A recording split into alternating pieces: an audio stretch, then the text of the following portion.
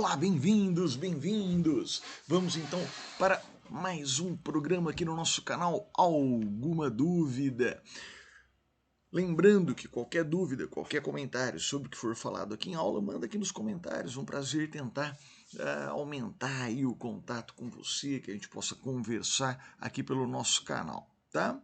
Bom, o tema de hoje a gente vai falar um pouquinho sobre estado de necessidade. Vamos conversar um pouquinho sobre a excludente de antijuridicidade do estado de necessidade. Combinado? Vamos lá? Vamos lá. Bom, primeira coisa a pensar é, quando a gente fala em estado de necessidade, do que é que a gente está falando? Bom, a gente está falando de uma excludente de antijuridicidade, né?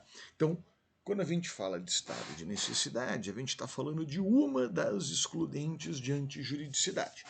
Quais são as excludentes de antijuridicidade? Aliás, bom lembrar, quando a gente fala excludente de antijuridicidade, é a mesma coisa que falar excludente de ilicitude, tá bom?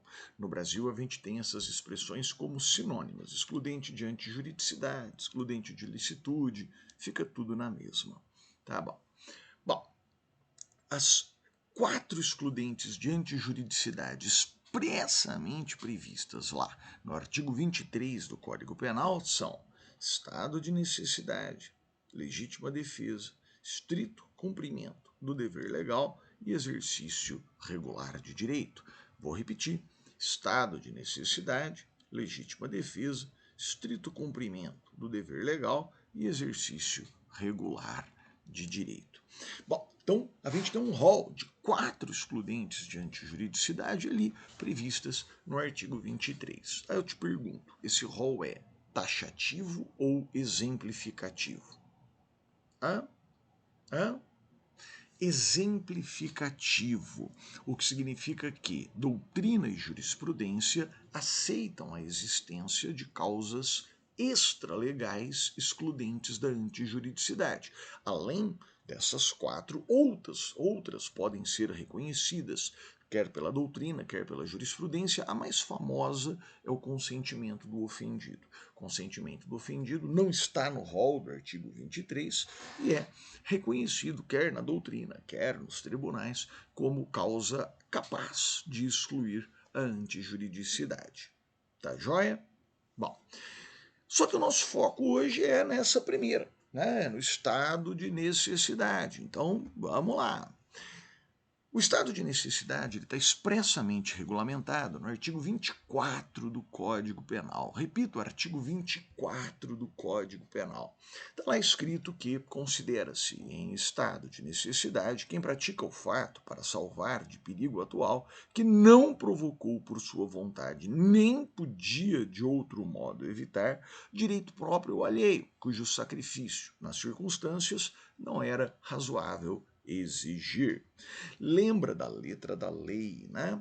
Porque a letra da lei é truncada, né? O artigo 24 me parece bem truncadinho, né? Ele usa aí formas que não precisava, né, complicar, ele podia ter sido mais direto, né, no seu enunciado. Só que cai letra da lei na prova. Então você tem que estar acostumado com a letra da lei. Cai na primeira fase, quer na OAB, quer nos concursos. O OABeiro, o concurseiro, né, que está estudando para a primeira fase, sabe da importância de conhecer a letra da lei. Então dá uma olhadinha aqui na letra da lei, relê e vamos prosseguir. Vamos lá. Quais são os requisitos para o estado de necessidade reconhecidos na doutrina? São 2 requisitos. Primeiro, uma situação de perigo atual não criada voluntariamente pelo autor. O segundo, o sacrifício inevitável e razoável de um bem para salvar o outro. Porque a lógica do estado de necessidade é essa.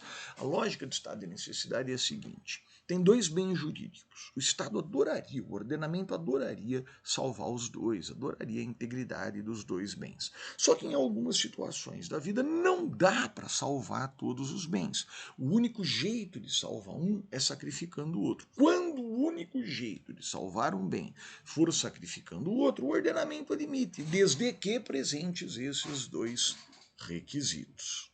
Tá? Tá. O primeiro requisito é, como visto aí, situação de perigo atual não criada voluntariamente pelo autor. Óbvio, né? Quem cria deliberadamente a situação de perigo, não poderia se beneficiar do estado de necessidade, senão ficava fácil. Né? Imagine, minha sogra vem me visitar, estão minha sogra e minha esposa em casa, eu ponho fogo na casa, não tem como salvar as duas, vou ter que sacrificar a bruxa. Então, ficava fácil. Né? Não. Quem provoca deliberadamente, quem provoca voluntariamente o perigo, não pode se beneficiar do estado de necessidade. Tá bom? Tem que ser uma situação de perigo atual, não criada voluntariamente pelo autor. Beleza? Beleza. Segundo requisito é o chamado sacrifício inevitável e razoável de um bem para salvar o outro. O que é um sacrifício inevitável? Inevitável é aquele que não se pode evitar. Então, sempre que eu falo isso, né, eu escuto o aluno, eu estou ditando em sala, eu escuto os alunos rosnando, né, do tipo, pô, Gustavo, é óbvio que inevitável é aquele que não se pode evitar. O importante é o que vem depois, agora, continua acompanhando aqui no slide. É o que não se pode evitar sem risco pessoal. Sem risco pessoal. Como assim? Por quê? Porque o direito penal ele não quer punir o sujeito porque não foi herói. Ele quer punir o sujeito porque não cumpriu suas obrigações básicas perante a sociedade. Tá? Então eu não sou obrigado a me colocar em risco, a arriscar minha vida para salvar o bem jurídico de terceiro a custo do meu próprio sacrifício. Percebe? Não, o sujeito comum, o cidadão, não é obrigado a se colocar em risco por terceiros. É até bonito, é heróico, é moral, a gente aplaude. Mas não é crime se ele deixar de fazê-lo. Então, imagine que a gente está em uma situação e eu estou sendo acusado de uma determinada lesão, e aí o promotor fala, porque ele lesionou o bem do terceiro, e eu justifico, mas eu estava em estado de necessidade. Aí a acusação devolve, não estava não, porque não era inevitável o sacrifício, você conseguiria salvar o bem sem sacrificar o outro.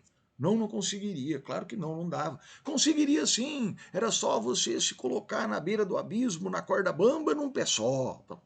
Eu não sou obrigado a me colocar na beira do abismo, na corda bamba, num pé só. Eu não sou obrigado a me colocar em risco para salvar todos os bens, para deixar de sacrificar um para salvar o outro. Não sou obrigado a me colocar em risco. Então, inevitável é o sacrifício que não se pode evitar sem risco pessoal. Joia? Joia. E o que é razoável? Razoável, ali. Razoável é o sacrifício de um bem para salvar outro de igual ou maior valor. É o sacrifício de um bem para salvar outro de igual ou maior valor. Então, a gente fala, né, de sacrifício razoável. Parou aqui o slide, não? Para slide, por favor. Pronto, agora acho que parou. Pronto. Então, a gente fala que é razoável sacrificar um bem para salvar o outro de maior. Então, sacrificar honra para salvar vida. Razoável, estou sacrificando um bem para salvar outro de maior valor. Ou bens de igual valor, sacrificar patrimônio para salvar patrimônio, sacrificar vida para salvar vida. Aliás, certamente o exemplo que você aprendeu na faculdade era vida.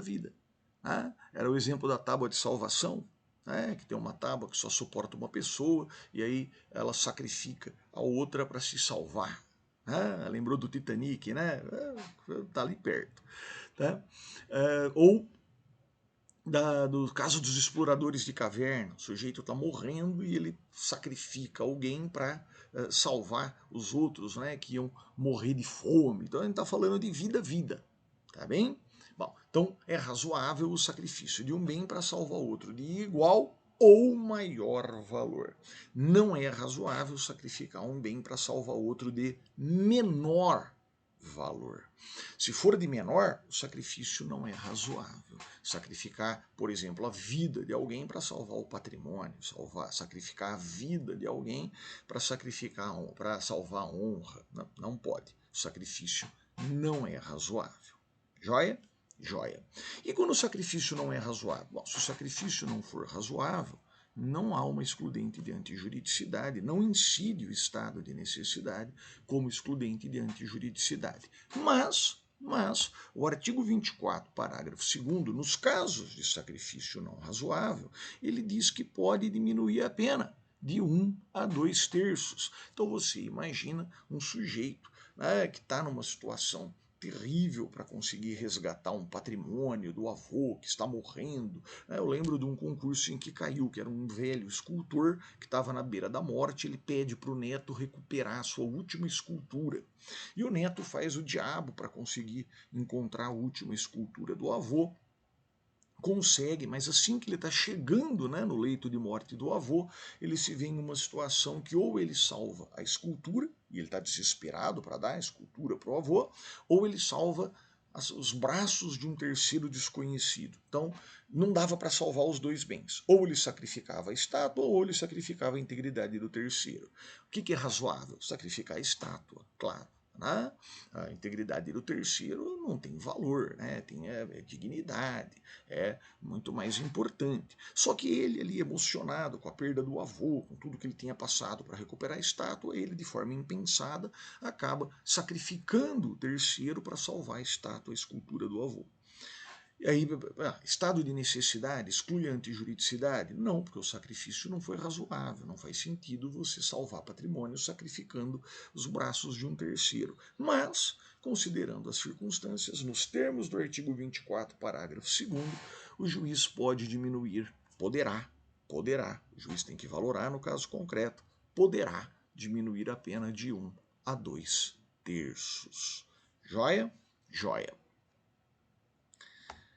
Por fim, vale lembrar que o artigo 24, parágrafo 1º, esclarece que aqueles que têm o dever de heroísmo, né, e a alguns a lei impõe esse dever de heroísmo, eles não podem alegar estado de necessidade para escapar do perigo. Quem tem o dever legal de enfrentar o perigo não pode alegar estado de necessidade para escapar do perigo. Tá? Como assim? O bombeiro não pode pegar e falar, eu não vou entrar naquela casa não, tá pegando fogo. Ele tem o dever legal de enfrentar o perigo. O policial, ele não pode falar, eu não vou atender essa ocorrência não, falou que tem criminoso lá, eu tenho medo de criminoso. Você é policial, então você tem o dever legal de enfrentar o perigo. Quem tem o dever legal de enfrentar o perigo não pode alegar estado de necessidade para fugir do perigo. Beleza? Beleza! Gente, esses eram aqueles pontos mais importantes sobre o estado de necessidade. Acho que deu para a gente passear bem aí sobre esse assunto. Eu fico ao seu dispor para qualquer dúvida, qualquer comentário. Tá legal? Grande prazer ser merecedor de sua atenção. E lembra, se você gostou, dá o like, divulga, comente, compartilhe, tá legal? A gente está aqui no canal, a ideia é tentar mesmo levar mais informação para todos. Valeu, até uma próxima.